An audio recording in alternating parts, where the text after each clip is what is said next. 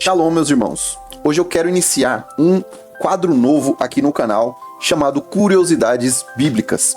E vamos direto à curiosidade de hoje. Se você já leu a Bíblia, ou se você leu pelo menos os livros de Mateus e Lucas, você deve ter identificado que na genealogia de Jesus tem algo que é diferente, tanto em um livro quanto no outro, né? Se você comparar um livro com o outro, que é o seguinte, acompanha aí comigo.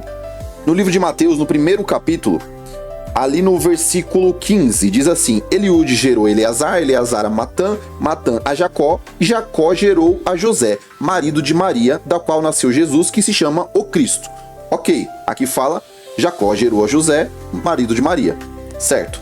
Agora, no livro de Lucas, se a gente vai lá para a genealogia de Jesus, mencionada no livro de Lucas, né? Lucas capítulo 3, versículo 23, diz assim: Ora, tinha Jesus cerca de 30 anos ao começar o seu ministério. Era como se cuidava filho de José, filho de Eli. Aí fala, Eli, filho de Matate, Matate, filho de Levi, Levi, filho de Melque, e vai falando outros, né? Vai dando a genealogia até chegar lá em Adão. E olhando, né, primeiramente assim, parece que uma coisa é contra a outra, né? Parece que, nossa, mas por que tem duas linhagens diferentes, sendo que tá falando de José? E eu descobri essa curiosidade, que é a seguinte. Aqui no livro de Mateus, né, explicando essa parte da genealogia, fala assim: Mateus segue o sistema legal judaico ao dar a genealogia pelo pai, mesmo que José fosse pai apenas por adoção. Ok, né? A gente entende isso daí primeiramente, né? Já aqui no livro de Lucas, né, tem uma explicação interessante aqui, que diz, né, em relação às duas genealogias de Jesus do Evangelho, Mateus traça a linhagem de Jesus de Abraão até José. Ok, falando do livro de Mateus, né?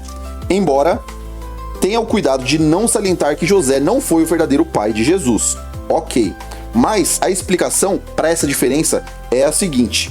Fala aqui mais na frente o seguinte: alguns comentaristas acreditam as duas genealogias ao assumirem que Mateus dá a linhagem legal da descendência real, enquanto Lucas dá a linhagem de Maria, a única parenta humana de Jesus. Nesse caso, José pode ser reconhecido como filho de seu pai Eli através do casamento.